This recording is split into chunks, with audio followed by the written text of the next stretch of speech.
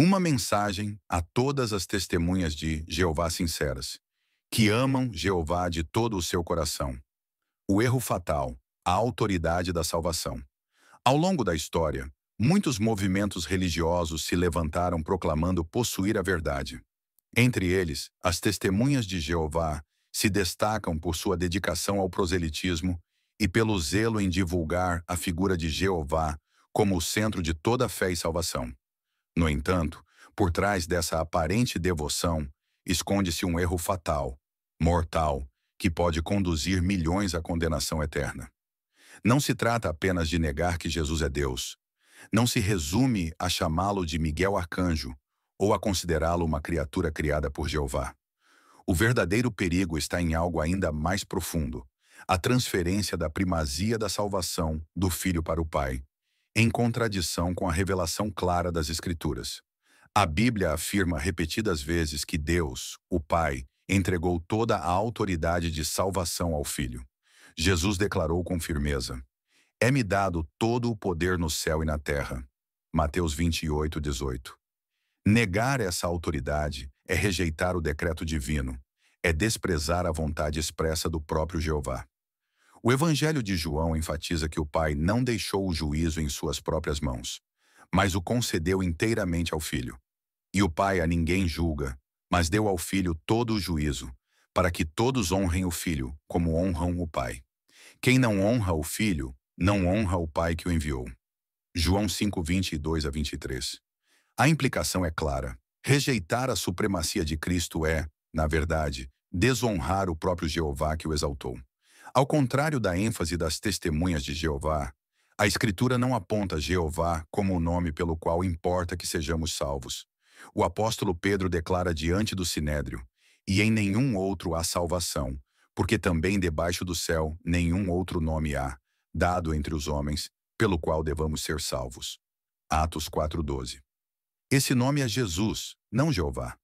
As próprias testemunhas de Jeová, em suas publicações, reconhecem que convém que Cristo reine até que um dia entregue o governo a Jeová. Essa frase é baseada em 1 Coríntios 15:24-25. Depois virá o fim, quando tiver entregado o reino a Deus, ao Pai, e quando houver aniquilado todo o império e toda a potestade e força. Porque convém que reine até que haja posto a todos os inimigos debaixo de seus pés. Mas em vez de compreenderem que o Pai determinou que Cristo reine até colocar tudo sob seus pés, eles desprezam o Filho, não confiando nele de forma absoluta para a salvação.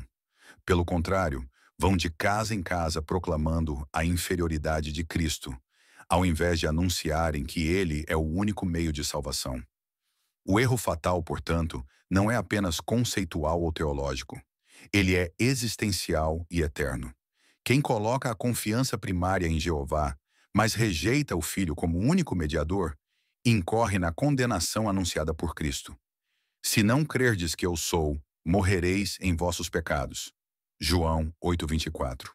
Deus, em sua soberania, estabeleceu que todo joelho se dobrará diante de Jesus e toda língua confessará que ele é Senhor. Filipenses 2:10-11. O livro de Hebreus vai ainda mais longe ao afirmar: "E outra vez, quando introduz no mundo o primogênito, diz: e todos os anjos de Deus o adorem." Hebreus 1:6.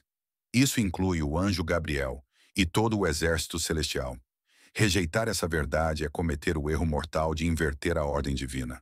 É tentar acessar o Pai ignorando o Filho, quando o próprio Jesus disse: "Eu sou o caminho e a verdade e a vida. Ninguém vem ao Pai senão por mim." João 14:6. As testemunhas de Jeová se esforçam em proclamar o nome de Jeová aos quatro cantos da terra. Mas se o fazem rejeitando a centralidade de Cristo, sua obra se torna vã. Pois a vida eterna não está no Pai independentemente do Filho, mas no Filho como expressão máxima do amor do Pai. Aquele que crê no Filho tem a vida eterna, mas aquele que não crê no Filho não verá a vida, mas a ira de Deus sobre ele permanece. João 3:36. Esse é o ponto central, o erro fatal que pode levar milhões à perdição. Atribuir a salvação a Jeová, enquanto o próprio Jeová determinou que toda a salvação fosse mediada exclusivamente por Jesus Cristo. A história humana se dobra diante desse decreto divino. O universo espiritual reconhece essa verdade.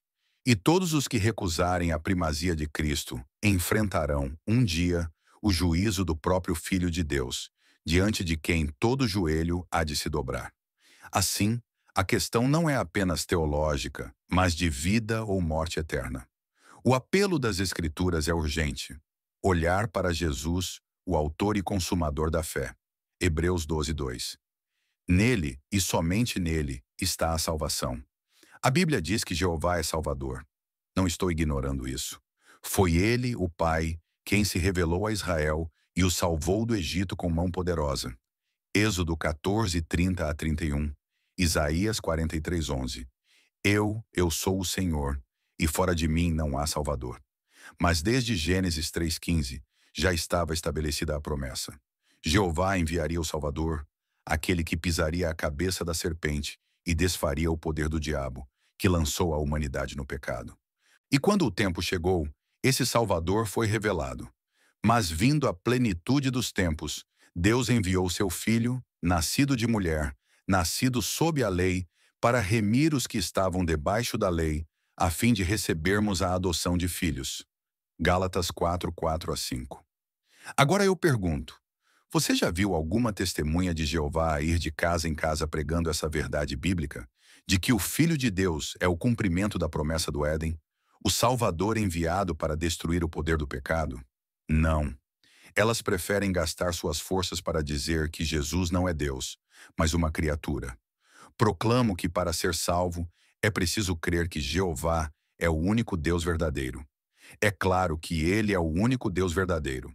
Mas foi o próprio Jeová, o Deus verdadeiro, quem estabeleceu que toda a autoridade para salvar está em seu Filho. Jesus afirmou em João 6:29, a obra de Deus é esta, que creiais naquele que ele enviou. E em João 5:23, para que todos honrem o Filho como honram o Pai. Quem não honra o Filho, não honra o Pai que o enviou. Veja no Novo Testamento. Será que os discípulos de Jesus, Paulo ou qualquer outro apóstolo, entravam nas sinagogas para ensinar que as pessoas deveriam se converter a Jeová e crer nele como Salvador? Não. Eles sempre pregaram a pessoa de Cristo, sua vida, sua morte e sua ressurreição. Pedro, no Pentecostes, não disse à multidão: convertam-se a Jeová. Ele pregou Jesus crucificado e ressurreto, afirmando: este Jesus, Deus ressuscitou, do que todos nós somos testemunhas. Atos 2:32. Paulo em Corinto declarou: nada me propus saber entre vós, senão a Jesus Cristo, e este crucificado. 1 Coríntios 2:2. Em Filipos, diante do carcereiro, Paulo e Silas foram diretos. Crê no Senhor Jesus Cristo e serás salvo, tu e a tua casa. Atos 16:31. Sempre foi Jesus a ênfase da mensagem, e isso para glorificar o Pai, em obediência à sua vontade. O próprio Jesus disse: para que todos honrem o Filho como honram o Pai. João 5:23. A ênfase da salvação sempre foi em Jesus. Negar isso é contrariar todo o Novo Testamento. Será que as testemunhas de Jeová não conseguem ver isso tão claramente nas Escrituras? Será que têm medo de que, se crerem totalmente em Jesus, estarão desobedecendo a Jeová?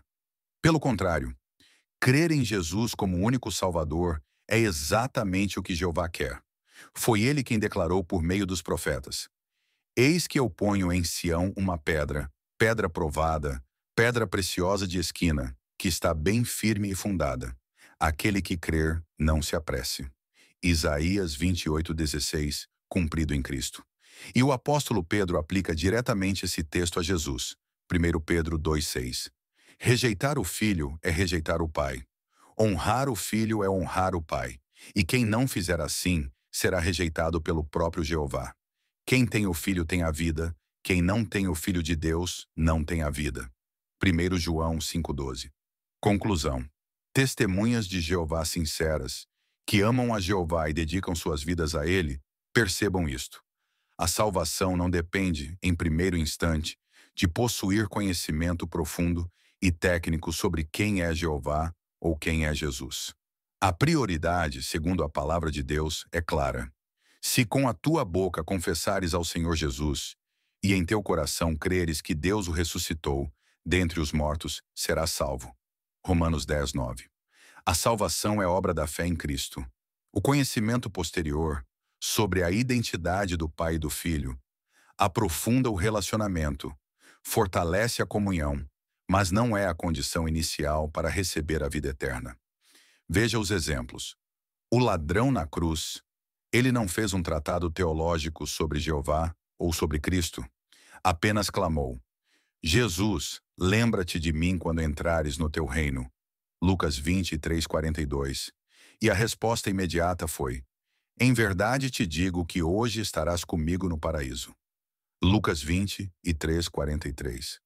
O carcereiro de Filipos, diante do terremoto e do testemunho de Paulo e Silas, perguntou: Senhores, que devo fazer para me salvar? A resposta foi simples e direta: crê no Senhor Jesus Cristo e serás salvo, tu e a tua casa. Atos 16, 30 a 31. O eunuco etíope, após ouvir a pregação de Filipe em Isaías 53, não pediu explicações sobre Jeová, mas disse: eis aqui água, que impede que eu seja batizado? Filipe respondeu: é lícito se crês de todo o coração. E o eunuco declarou: creio que Jesus Cristo é o Filho de Deus. Atos 8, 36 a 37. A multidão no Pentecostes, após a pregação de Pedro sobre Jesus morto e ressuscitado, os ouvintes perguntaram: que faremos, varões irmãos? Pedro respondeu: arrependei-vos, e cada um de vós seja batizado em nome de Jesus Cristo para perdão dos pecados, e recebereis o dom do Espírito Santo. Atos 2, 37 a 38.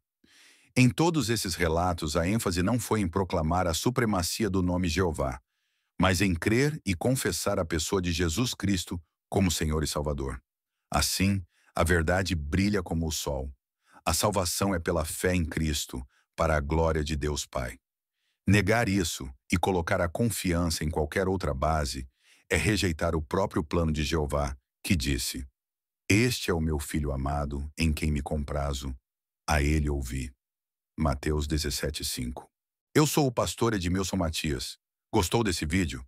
Ama as milhares de almas que vivem sem Cristo e deseja ajudá-las?